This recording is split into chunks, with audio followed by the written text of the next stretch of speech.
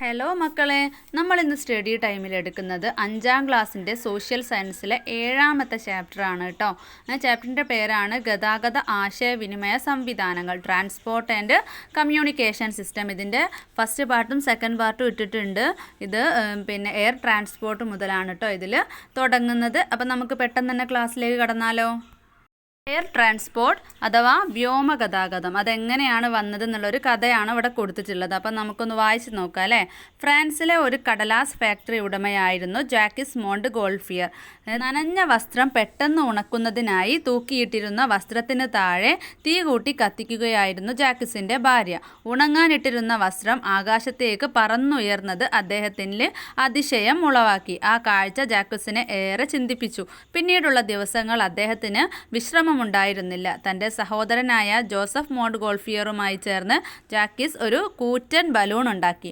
ചൂടുവായു നിറച്ച ആ ബലൂൺ അവരെ അത്ഭുതപ്പെടുത്തിക്കൊണ്ട് മുകളിലേക്ക് ഉയർന്നു. അതിനുശേഷം ബലൂണിൻ്റെ കീഴ്ഭാഗത്ത് കുട്ട വെച്ചു പിടിപ്പിച്ച് സ്വന്തം വീട്ടിലെ കോഴി, താറാവ് എന്നിവയെ യാത്രക്കാരാക്കി. തുടർന്ന് ജാക്കിസും ജോസഫും ആ ബലൂൺ വാഹനത്തിൽ പാരീസ് നഗരത്തിന് മുകളിലൂടെ അരമണിക്കൂർ പറന്നു.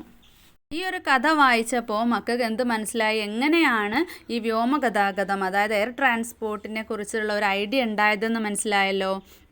ഇനി 1783 ഈ സംഭവമാണ് പിന്നീട് ആകാശയാത്രകൾക്ക് തുടക്കമിട്ടത്.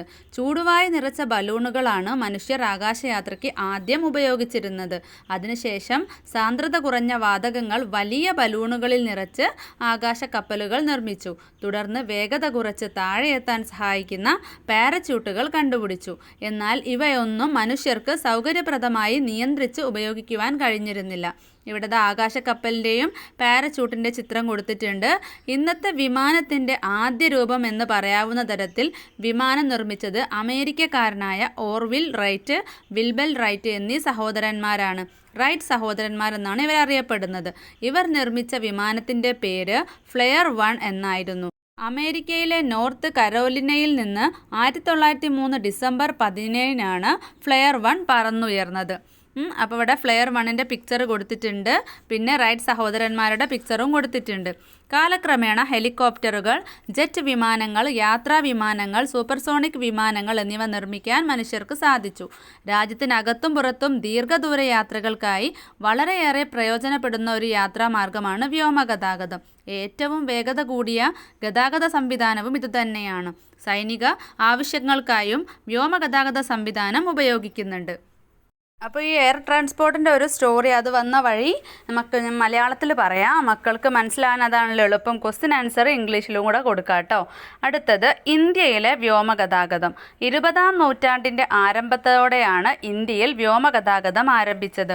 1911 അലഹബാദിൽ നിന്ന് 10 കിലോമീറ്റർ മാത്രം അകലെയുള്ള നൈനിയിലേക്ക് കത്തുകൾ വഹിച്ചു കൊണ്ടുപോകുന്ന വിമാനം പറന്നുയർന്നതോടെയായിരുന്നു ഇന്ത്യയിൽ വ്യോമഗതാഗതത്തിന് തുടക്കം കുറിച്ചത്.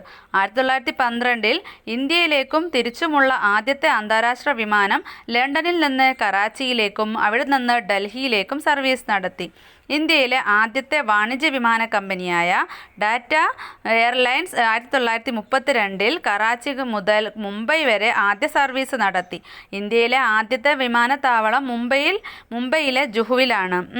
ലോകത്തിലെ ഏറ്റവും വിപുലമായ വ്യോമഗതാഗത ശൃംഖലയുള്ള രാജ്യങ്ങളിൽ ഒന്നായി ഇന്ത്യ ഇന്ന് മാറിയിരിക്കുന്നു.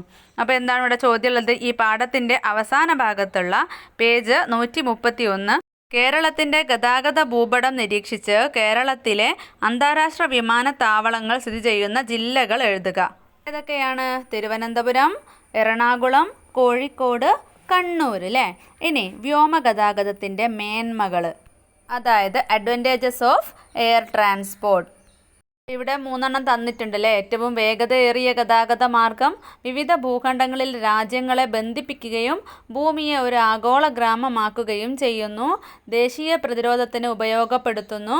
ഇനി മക്കൾക്ക് പഠിക്കാൻ വേണ്ടിയിട്ട് ചെറുതാക്കിയിട്ട് 4 എഴുതി തരാം കേട്ടോ. ആദ്യം നമുക്ക് ഫാസ്റ്റസ്റ്റ് മോഡ് ഓഫ് ട്രാൻസ്പോർട്ട് അല്ലേ, ഏറ്റവും വേഗതയേറിയ ഗതാഗത മാർഗം. പിന്നെ helps in long distance travel, ദീർഘദൂര യാത്രയ്ക്ക് സഹായിക്കുന്നു. Used for national defence services, ദേശീയ പ്രതിരോധത്തിന് ഉപയോഗപ്പെടുത്തുന്നു. കണക്റ്റഡ് ദ ഡിഫറെൻറ്റ് കൺട്രീസിലെ വിവിധ രാജ്യങ്ങളെ ബന്ധിപ്പിക്കുന്നു. ഇതൊക്കെ അഡ്വാൻറ്റേജസ് ആണ് കേട്ടോ. ഇനി വായുമലിനീകരണം ഡൽഹിയിൽ സ്കൂളുകളും കോളേജുകളും അടച്ചിട്ടു. ന്യൂഡൽഹി വായുമലിനീകരണം രൂക്ഷമായി തുടരുന്ന സാഹചര്യത്തിൽ ഡൽഹിയിൽ സ്കൂളുകളും കോളേജുകളും ഒരറിയിപ്പുണ്ടാകുന്നതുവരെ അടച്ചിടും. നിർമ്മാണ പ്രവർത്തനങ്ങൾക്കുള്ള നിരോധനവും നീട്ടി. ജീവനക്കാർ സ്വകാര്യ വാഹനങ്ങൾ ഒഴിവാക്കി പൊതുഗതാഗത മാർഗങ്ങൾ ഉപയോഗിക്കണമെന്ന് സർക്കാർ നിർദ്ദേശിച്ചു. ഇതൊരു പത്രവാർത്തയാണ് കേട്ടോ. അപ്പോൾ ഈ വാർത്ത നിങ്ങൾ ശ്രദ്ധിച്ചില്ലേ? എന്തുകൊണ്ടായിരിക്കാം ജീവനക്കാർ സ്വകാര്യ വാഹനങ്ങൾ ഒഴിവാക്കി പൊതുഗതാഗത സംവിധാനങ്ങൾ ഉപയോഗിക്കാൻ നിർദ്ദേശമുണ്ടായത്? ചിത്രങ്ങൾ നിരീക്ഷിക്കൂ. എന്തുകൊണ്ടാണ് സ്വകാര്യ വാഹനങ്ങൾ, അതായത് നമ്മുടെ സ്വയം വാഹനങ്ങൾ, സ്വന്തക്കുള്ള വാഹനങ്ങൾ ഉപയോഗിക്കാതെ പബ്ലിക്കായിട്ടുള്ള വാഹനങ്ങൾ ഉപയോഗിക്കണമെന്ന് പറയുന്നത് എന്തുകൊണ്ടാണ്?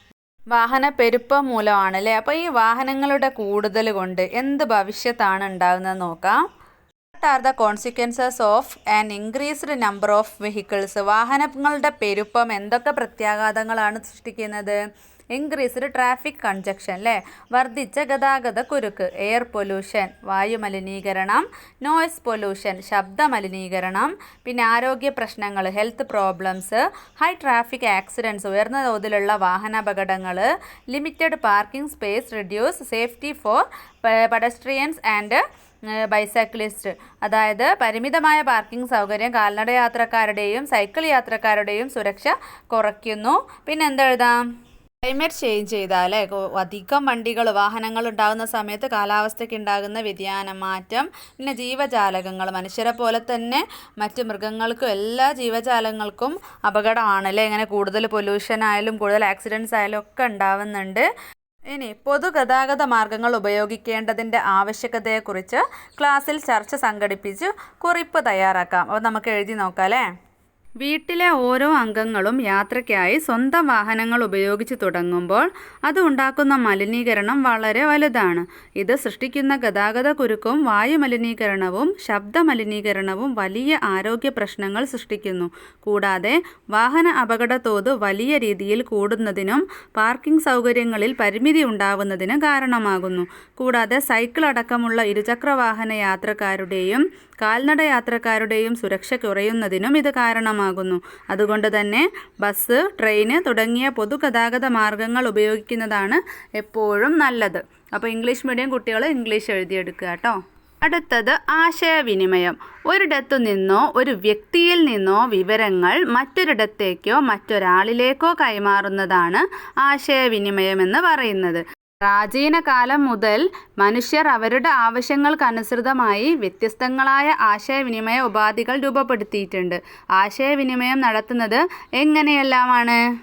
സംഭാഷണത്തിലൂടെ, എഴുത്തിലൂടെ, ഫോണിലൂടെ, സോഷ്യൽ മീഡിയ മാധ്യമങ്ങൾ ഉപയോഗപ്പെടുത്തിയിട്ട്, പിന്നെ ആളുകൾ മുഖേന അല്ലേ. അടുത്തത് ഭാഷയോ ചിഹ്നങ്ങളോ എഴുത്തുവിദ്യയോ ഇല്ലാതിരുന്ന കാലത്ത് ഒരു ആശയം എങ്ങനെയായിരിക്കും ഒരാൾ മറ്റൊരാളുമായിട്ട് കൈമാറിയിരുന്നത്? ആംഗ്യങ്ങളിലൂടെ, പിന്നെയോ പ്രത്യേക ശബ്ദങ്ങൾ പുറപ്പെടുവിച്ചിട്ട്, പിന്നെ ഗുഹാമുഖങ്ങളിലും പാറകളിലും വരച്ചിട്ട ചിത്രങ്ങളിലൂടെ. പിന്നെ താഴെയുള്ള ചോദ്യം നിങ്ങൾ അഭിനയിച്ച് അവതരിപ്പിക്കാനുള്ളതാണ് കേട്ടോ. ആദിമ മനുഷ്യർ ശരീരമുഖ ചലനങ്ങളിലൂടെയും ശബ്ദങ്ങളിലൂടെയും ആശയങ്ങൾ പ്രകടിപ്പിച്ചിരുന്നു. പിന്നീട് അവർ ദൂരസ്ഥലങ്ങളിലുള്ളവരുമായി ആശയം കൈമാറാൻ തീയും പുകയും അടയാളങ്ങളായി ഉപയോഗിച്ചു. ഏകദേശം 30,000 വർഷങ്ങൾക്ക് മുമ്പാണ് മനുഷ്യർ ചിഹ്നങ്ങൾ ഉപയോഗിച്ചു തുടങ്ങിയത് എന്ന് ചരിത്രകാർ അഭിപ്രായപ്പെടുന്നു. പ്രാചീന കാലത്തെ ഗുഹകളുടെ ഭിത്തികളിൽ വരച്ച ചിത്രങ്ങൾ അക്കാലത്തെ ആശയവിനിമയത്തിന് ഉദാഹരണങ്ങളാണ്. ചിഹ്നങ്ങളും ചിത്രങ്ങളും ആശയപ്രകടനത്തിന് ഉപയോഗിച്ചു. പിന്നീട് അവർ ലിപികൾക്കും എഴുത്ത് വിദ്യകൾക്കും രൂപം നൽകി. ഏകദേശം 5000 വർഷങ്ങൾക്ക് മുമ്പാണ് മനുഷ്യർ എഴുത്തുവിദ്യ രൂപപ്പെടുത്തിയത് എന്നാണ് നിഗമനം. സുമേറിയക്കാരാണ് ആദ്യമായി എഴുത്തുവിദ്യ വികസിപ്പിച്ചത്. ക്യൂണിഫോം എന്ന പേരിൽ ഈ ലിപി അറിയപ്പെട്ടു. ഇവ കളിമൺ ഫലകങ്ങളിലാണ് എഴുതിയിരുന്നത്. ഈജിപ്തിൽ രൂപം കൊണ്ട ലിപിയാണ് ഹൈറോഗ്ലിഫിക്സ്. ഇനി ഇവിടെ വാർത്തകളും സന്ദേശങ്ങളും കൈമാറുന്നതിന് വിവിധ കാലഘട്ടങ്ങളിൽ ഉപയോഗിച്ചിരുന്ന മാർഗങ്ങളാണ് ചുവടെ നൽകിയിരിക്കുന്നത്. ചിത്രം തന്നിട്ടുണ്ട്, എഴുതാൻ ഉപയോഗിച്ചിരുന്ന പ്രതലം തന്നിട്ടുണ്ട്, ഉപകരണം തന്നിട്ടുണ്ട് അല്ലേ. ഫസ്റ്റ് ശില, കൂർത്ത കല്ലാണ്. പിന്നെ ചെമ്പ് തകിട്, ലോഹ എഴുത്താണിയിലാണ് എഴുതിയിരുന്നത്. പിന്നെ താളിയോലയിൽ എഴുതിയിരുന്നത് എഴുത്താണി അഥവാ നാരായം ഉപയോഗിച്ചാണ്. ഇന്നത്തെ കാലത്ത് വാർത്തകളും സന്ദേശങ്ങളും കൈമാറുന്നതിന് ഉപയോഗിക്കുന്ന മാർഗങ്ങൾ എന്തെല്ലാമാണ്? TV ഉണ്ട്, അതുപോലെ തന്നെ പത്രം, വാട്സപ്പ്, ഫേസ്ബുക്ക് പോലുള്ള ഓൺലൈൻ മാധ്യമങ്ങൾ, ഫോൺ ഉപയോഗിച്ചിട്ട്, കത്ത് ഉപയോഗിച്ചിട്ടൊക്കെയാണ് അല്ലേ ആശയവിനിമയങ്ങൾ, വാർത്തകൾ, സന്ദേശങ്ങളൊക്കെ കൈമാറുന്നത്. അടുത്തത്, ആദ്യകാലങ്ങളിൽ വാർത്തകളും സന്ദേശങ്ങളും ഒരിടത്തു നിന്ന് മറ്റൊരിടത്തേക്ക് എത്തിക്കുവാനായി കുതിരകളെയും നായകളെയും പക്ഷികളെയും ഉപയോഗപ്പെടുത്തിയിരുന്നു. വാർത്തകളും സന്ദേശങ്ങളും പൊതുജനങ്ങളെ അറിയിക്കുന്നതിന് രാജഭരണകാലത്ത് ഉപയോഗിച്ചിരുന്ന ആശയവിനിമയ മാർഗങ്ങളിലൊന്നാണ് ചിത്രീകരിച്ചിരിക്കുന്നത്. അച്ചടി യന്ത്രത്തിൻ്റെ കണ്ടുപിടുത്തത്തോടെ വാർത്തകളും സന്ദേശങ്ങളും കൈമാറുന്നത് എളുപ്പത്തിലായി. രാജവിളംബരം ഇവിടെ ചിത്രീകരണം കണ്ടോ, ഇങ്ങനെ മുട്ടിയിട്ടാണ് അല്ലേ, എന്നിട്ട് ഒരാൾ വന്നിട്ട് ഉറക്കെ വായിക്കുകയാണ് ചെയ്യാം. ഇനി താഴെ എന്താ തന്നിട്ടുള്ളേ? അച്ചടി സാങ്കേതിക വിദ്യ കണ്ടുപിടിച്ചത് ചൈനക്കാരാണ്. ആദ്യകാലങ്ങളിൽ അച്ചടി യന്ത്രങ്ങൾ മരക്കട്ടകൾ ഉപയോഗിച്ചാണ് പ്രവർത്തിച്ചിരുന്നത്. പിന്നീട് ജർമ്മൻകാരനായ ഗുട്ടൻബർഗ് ഇരുമ്പ് ഉപയോഗിച്ചിട്ടുള്ള അച്ചടി യന്ത്രം കണ്ടുപിടിച്ചു. അച്ചടിയുടെ വരവോടെ ആശയങ്ങളും വാർത്തകളും വേഗത്തിൽ പ്രചരിക്കാൻ തുടങ്ങി.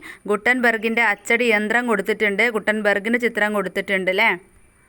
പിന്നെയോ, തപാൽ സംവിധാനത്തിൻ്റെ കടന്നുവരവ് ആശയവിനിമയം വേഗത്തിലാക്കി. ഗതാഗത രംഗത്തുണ്ടായ പുരോഗതിയും ആശയവിനിമയത്തെ സ്വാധീനിച്ചു.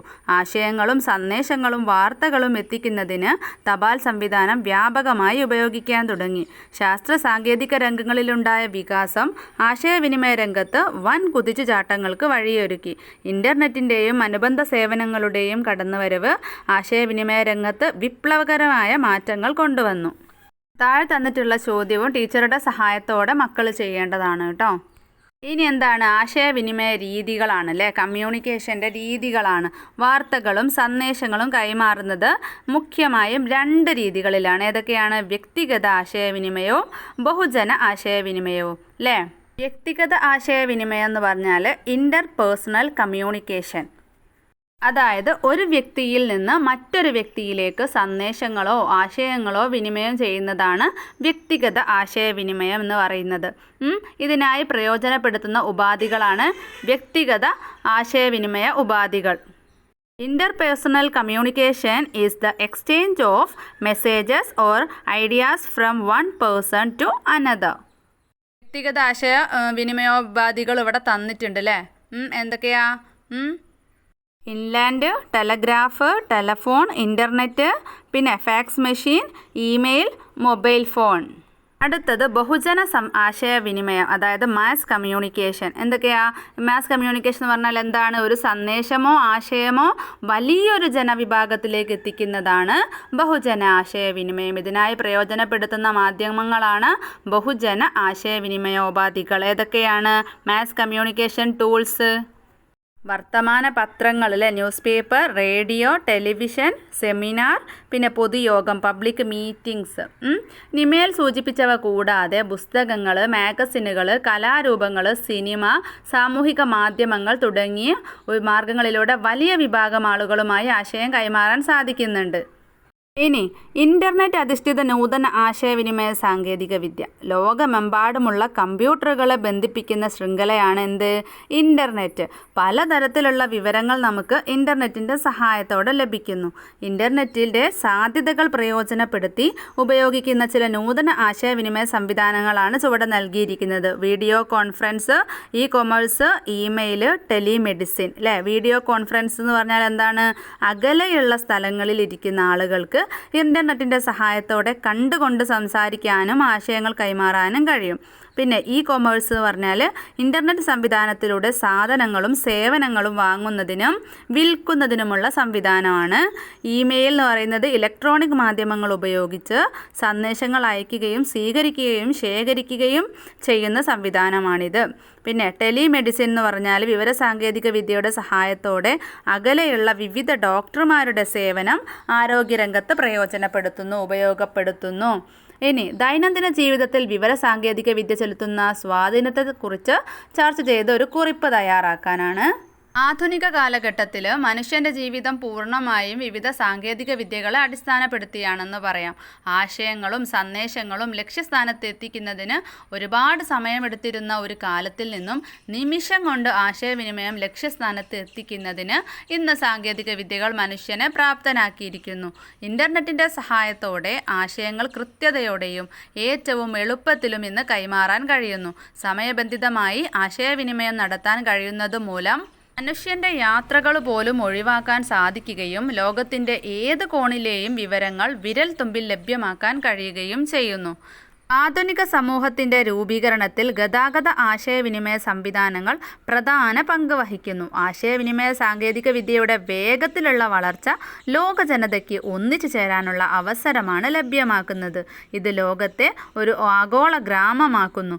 സൗഹൃദപരമായ ഒത്തുചേരലിനും മാനവിക മൂല്യങ്ങൾ വളർത്തുന്നതിനും സഹായകമായ രീതിയിൽ ഗതാഗത ആശയവിനിമയ സംവിധാനങ്ങൾ നമുക്ക് ഉപയോഗിക്കാം. അപ്പോൾ മക്കളെ, ഇത്രയും കാര്യങ്ങളാണ് ഈ ഒരു പാഠഭാഗത്തുള്ളത്. ഇപ്പോൾ ഇംഗ്ലീഷ് മീഡിയത്തിലുള്ള ആൻസർ വേണ്ടിയവർക്ക് അത് നോക്കി എഴുതുക കേട്ടോ. അപ്പോൾ ക്ലാസ് ഇഷ്ടപ്പെട്ട മക്കൾ ലൈക്ക് ചെയ്യാനും ഫ്രണ്ട്സിന് ഷെയർ ചെയ്യാനും സബ്സ്ക്രൈബ് ചെയ്യാത്തവർ സബ്സ്ക്രൈബ് ചെയ്യാനൊന്നും മറക്കരുത്. സ്റ്റഡി ടൈമിൻ്റെ മറ്റൊരു ക്ലാസ്സിൽ കാണാം.